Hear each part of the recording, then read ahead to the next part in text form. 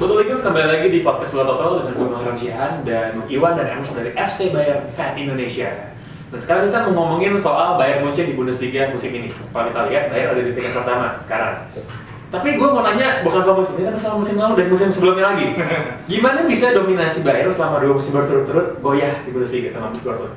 Kalau gue lihat bagaimana rotasi dan pembelian pemain dan berakibat pada setiap laga dan berujung sampai akhir.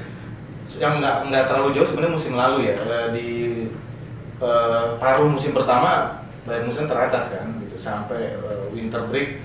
Tapi ini nggak disikapi secepat mungkin oleh pihak-pihak yang memutuskan pemain mana yang harus dibeli dan sebagainya. Terus ya itu tadi, kebugaran dan rotasi pemain itu gagal diantisipasi secepatnya. Dan terbukti setelah cederanya Bastian Schweinsteiger gitu kan, dan beberapa yang lain juga ngikut, dan masih bergantung banget Bayern Munchen terhadap Robben dan Ribéry ini yang mudah sekali terbaca buat tim lain. Dan ya sudah, dua kali bursa transfer dibuka itu lagi-lagi nggak dimanfaatkan. Bahkan sebagai fans kita sempat dikecewakan ya, bisa dibilang agak sedikit dibohongin gitu loh.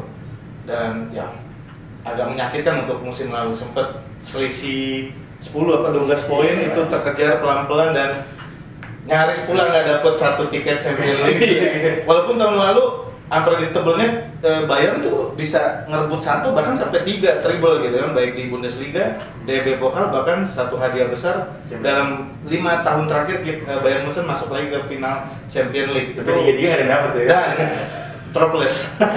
Jadi yang bikin beda musim ini apa? Musimnya ya jelas analisa dan kegagalan kemarin ya udah menjadi satu tamparan keras setelah Presiden Uli Hoeneß terpilih. Ini kan belum ada gelar nih bisa dibilang ya. Ya Bayern Munchen dengan finansial yang begitu bagus, dan saya yakin juga dengan bisa dibilang 3 kegagalan kemarin, walaupun 3 gagal tapi kan ke final. Itu kan pasti ada bonus-bonus pundi-pundi tabungan tuh. Mau diapain lagi sih gitu loh. Ya udah beli gitu loh. Dibenahi dan terlihat kita sebagai fans dan pemerhati Bayern Munchen khususnya. Nah, ini mulai terlihat. Nah, harusnya emang dream team seperti ini gitu loh. Kalau kita sering dengar raksasa tim di Jerman Bayern Munchen, tapi kok pembeliannya sedikit, mau ngapain sih gitu loh, nggak beli tapi pengen gelar, itu juga kan bohong. Sementara Dortmund itu bisa memberikan satu tekanan dan atensi yang begitu kuat ke Bayern, dan 2 kali berturut-turut itu buat Bayern udah nonsen. Artinya tahun ini harus stop gitu, jangan sampai triple nih buat Dortmund misalnya. Dan Bayern di transfer kemarin lumayan sangat impresif kalau menurut gue. Betul. Ada Mari Mandzukic gitu kan, terus Xherdan Shaqiri juga gitu. Terus lagi lagi ya. Yang terbesar ya Xavi Martinez itu. Menurut kalian overpriced nggak harga Javi Martinez gitu? Iya.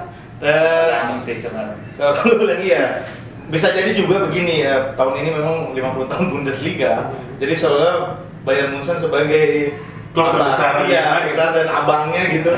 Jadi pengen ngegongin, yuk dengan pembelian Xavi. Walaupun sampai sekarang lagi kita sebagai pecinta Bayern Munchen belum kelihatan sih kontribusinya Xavi gitu. Berarti kalau dari semua pemain barunya Munchen, yang paling impresif siapa sejauh ini? Dante ya. Kalau dari soal performa sih Dante sama Mandzukic ya. Dante sama Mandzukic ini memang dapat belakang dan depan dia. Betul.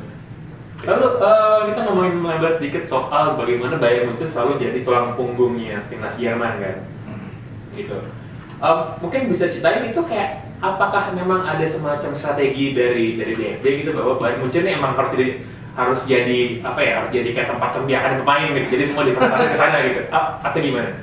Mungkin sebenarnya ini lebih terkait ke itu ya, peraturan financial fair play-nya si Bundesliga ini. Jadi secara nggak langsung dia kayak menekan tim Bundesliga untuk lebih mengembangkan pemain-pemain juniornya gitu, dan ternyata berimbas baik gitu loh ke timnasnya gitu. Kaderisasi dari Bayern Munchen naik, terus udah gitu sekarang enggak hanya Bayern Munchen aja yang menyumbangkan pemainnya ke timnas gitu maksudnya. Sebenarnya kalau misalnya mau diseleksi lagi ternyata Dortmund pun bisa, Schalke bisa, dari tim-tim lain juga bisa gitu loh. Dan sebenarnya kalau misalnya kita hilangkan Bayern Munchen ini, banyak tim-tim dari Bundesliga lain tuh maksudnya pemainnya yang layak sebenarnya ada di timnas gitu. Cuman karena yang tadi kayak kita bahas sebentar itu karena mereka sekarang generasinya itu bareng gitu. Betul. Nggak tek. Poin bagus pada muncul semua. Iya, ada semua saat ini gitu. Kalau pemain favorit kalian berdua siapa aja sih? Mungkin Bung Ilham? Biar Kaiser, Franz Beckenbauer. Yang sekarang. Yang sekarang Philip Lahm ya. Philip Lahm. Iya.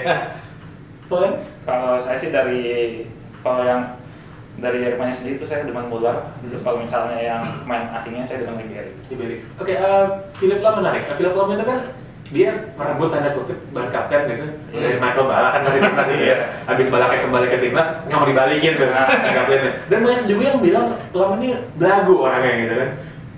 Untuk orang lain gitu mungkin bisa sebagai fans lain mungkin bisa memberikan pembelaan. Sebenarnya bukan belagu, yang udah karakternya pemain Jerman mungkin ya, yang satu paling nggak seorang kapten bagus untuk disegani kan. Coba aja Lothar Matthäus sebelumnya gitu, atau Effenberg gitu kan, atau Matthias Sammer gitu. Jadi apa yang dilakukan Lahm ya memang harus direspeki gitu ya, siapapun dalam tim maupun di luar tim. Dan memang kalau dari turunnya band captain dari Ballack ke Lahm memang ada semacam proses sebenarnya tidak seperti biasanya, artinya gitu ya, dan harusnya ada waktu atau ada momen yang memang sudah saatnya diserahkan. Cuma karena cedera dan minimnya jam terbang Ballack di timnas ataupun di timnya di BPL terakhir itu membuat koefisiensi dirinya sendiri di tim itu menurun drastis gitu. Dan lagi-lagi settingan ya, Lahm bisa menyesuaikan dengan teman-temannya yang memang lagi rising star yang dari tim juniornya timnas Jerman ya. Ini membuat ritme timnas Jerman artinya mudah dibentuk, dibikin karakter tertentu seperti di Piala Dunia 2010. Siapa menduga Jerman bisa menutup habis Argentina yang notabene itu jadi unggulan pertama dengan Lionel Messi-nya, Tevez-nya gitu loh.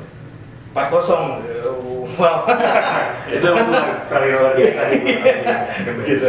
Oke, kalau soal Bundesliga sih yakin teman-teman dari FC Berlin yakin juara lagi, dan menurut gue sih gitu ya, juara lagi sih. Tapi soal Champions League, Yes. gimana? Kemarin di grup agak sedikit ada kejutan ya, kalah gitu. Sama Mbappe gitu.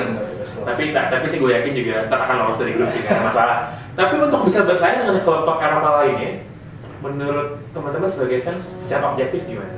Kalau secara objektif ya, jujur sih sebenarnya gini, kalau misalnya mau dibilang sekarang Bayern Munchen itu adalah salah satu tim dunia gitu, maksudnya world class team gitu. Tapi jadi di sini kalau saya pribadi sih saya ngeliatnya itu ada world class team, di atasnya itu ada Barca Madrid. Lain dunia gitu ya. Lain dunia mereka dua itu. Nah, jadi apa yang membuat Bayern Munchen bisa berjalan beriringan dengan si Barca dan Madrid ini adalah si Ribéry ini. Jadi dikit banyak masih ketergantungan antara Robben dan Ribéry yang terjadi. Dan untungnya musim ini mereka lebih sering bermain berdua gitu. Mungkin kehilangan di 2 musim lalu salah satunya karena itu gitu. Oke, jadi kalau untuk menang Champions League atau enggak paling jauh sampai babak mana? Secara realistis. Babak angkat trofi ya. Tergantung drawing sih itu sebenarnya. Champions League banyak faktor. Kemarin juga kita nggak bisa bilang Bayern Munchen bagus, ya itu versi kita. Tapi drawing, kebugaran, dan kepadatan Liga Domestik dan Liga Champions itu akan membuat tidak mudah para pelatihnya Henkes gitu ya. Ya terakhir faktor keberuntungan, dan saya cuma takut klinik aja ini sebenarnya. Biasanya runner up Champions League tahun lalu terhenti di per-8 atau di mana gitu. Mudah-mudahan enggak tahun ini. Mudah-mudahan. Biasanya begitu, klinik aja. Oke, thank you teman-teman dari SDFI, Bung Iwan dan Ernest. Terima kasih sudah bergabung dengan kami. Sekian Botoligans podcast Botol.com untuk edisi kali ini. Jangan lupa klik botol.com dan follow @botol di Twitter. Choose.